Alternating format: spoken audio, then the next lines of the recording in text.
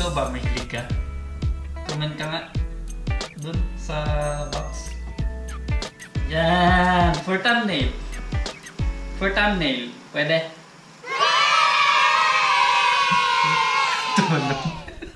Okay, for my thumbnail.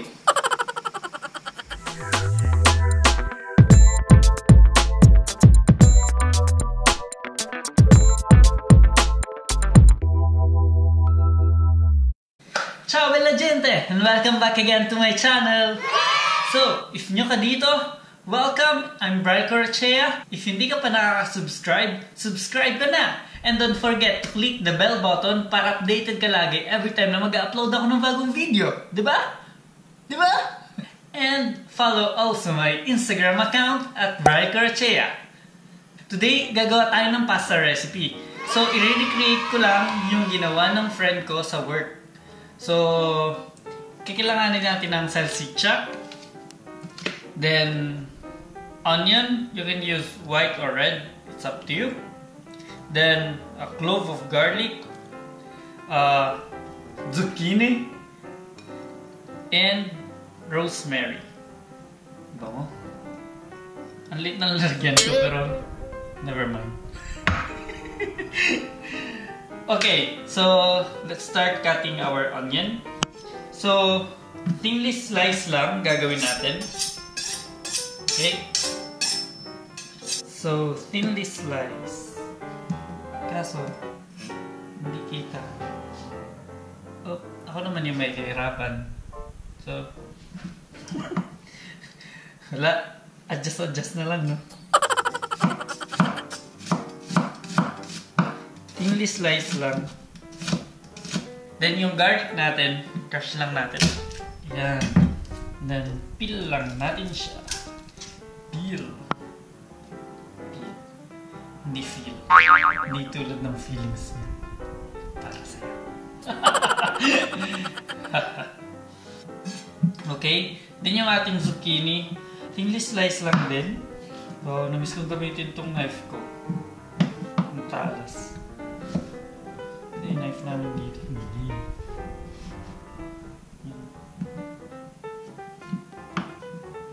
So, thinly slice nga lang din to. And just like that. And then like that. Okay. Kasi gusto kong pagkasyahin na lang sa lahat dito. Kasi saute ko din naman sila.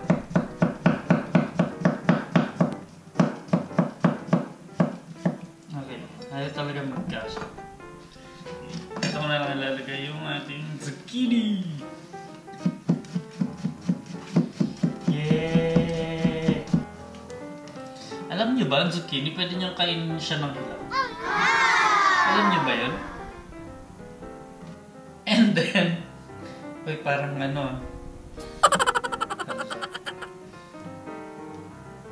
I'm childish today. I don't know why. So, landan natin siya ng mas maliliit. No? And para mas creamy yung ating sauce, gagamit tayo ng all-purpose cream. So, ang ginagamit ko, nga pala na salsiccia, yung tumalon. So, ang ginagamit kong salsiccia, yung spicy. Kasi, mahilig ako sa spicy foods. Ikaw ba? Mahilig ka? Comment ka nga. Okay guys, so boiling ng water natin. And maglagay na ako ng salt. Yan. So, ang gagamitin nating pasta today is linguine. Not linguine. Linguine. Kasi I yung final niya. In Italian is linguine. Linguine. Not linguine. Okay? So, yan. Lagay na natin ating linguine. Okay. Never mind. Then, painit na natin yung ating saute pan. Let's put olive oil. Then, yung ating crushed na garlic. So, lutuin natin muna siya ng konti. Na masarap.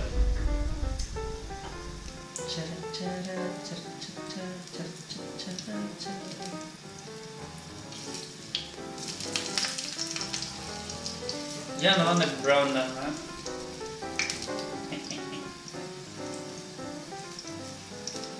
Okay, add na natin yung ating onion. Sweat lang din natin siya. Sweat.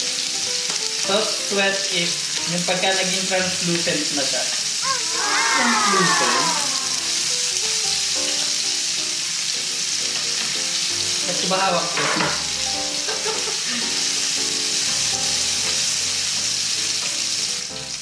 Add na natin yung ating zucchine.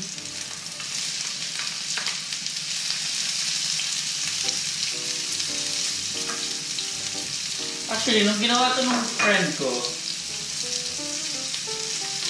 overcook siya, kaya nilagay ko na. Then, lagay ko na din yung meat. So, hindi ko alam kung nilagay niya before yung meat or just, but ngayon ko na lang nilagay. Pero pwede nyo namang unahin yung meat. Yung process ko ganito. Yung process ng sa kaibigan ko, hindi ko alam kasi hindi ko napanood kung paano niya gawin. But, sinusubukan ko lang naman siyang recreate. So, yun na natin yung makukuha natin. Then, yung ating rosemary. Fresh. Okay. Bango nito. Buhay pa, nalaglag. Lying alone with my head on the snow. Tama ba lyrics? So, hindi ko alam. So, bakit ko ba nire-recreate itong recipe na to? Wala, gusto ko lang din i-share sa inyo and namimiss ko na talaga siya. Kasi sa work, madalas namin itong gawin. Kasi ang sarap.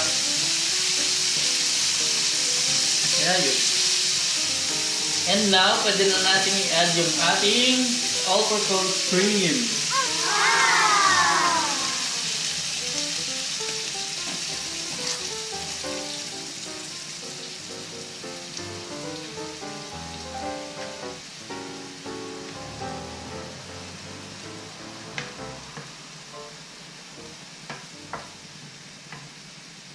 And dito natin siya completely lulutuin.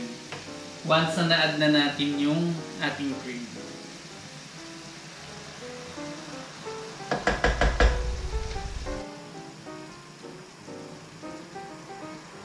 Ang bango! Woo!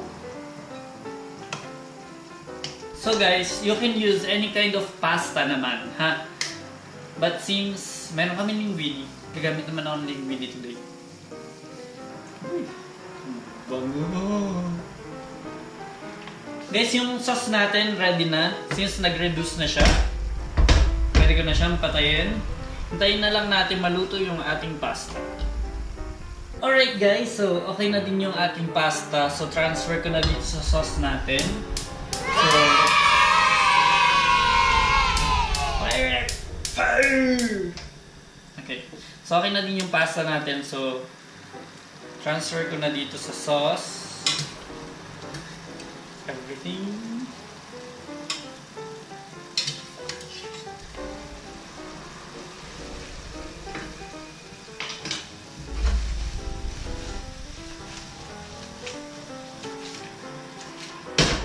And for the final touch, let's turn off the fire and Parmesan cheese. Okay, may bubo, but who cares?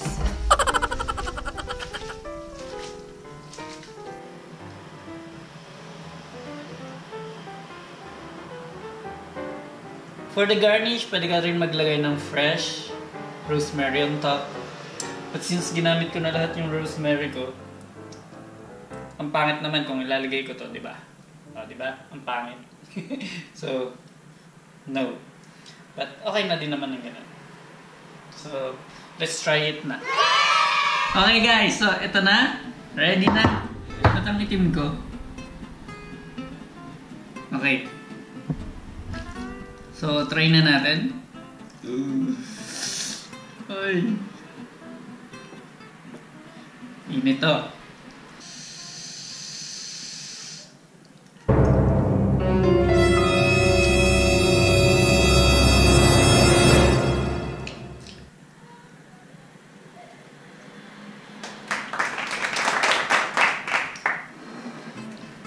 Nice guys, perfect. So guys, you can recreate this at home and please tag me on Instagram. So alam niyo naman ang Instagram ko, right? Right? Bright Corachea.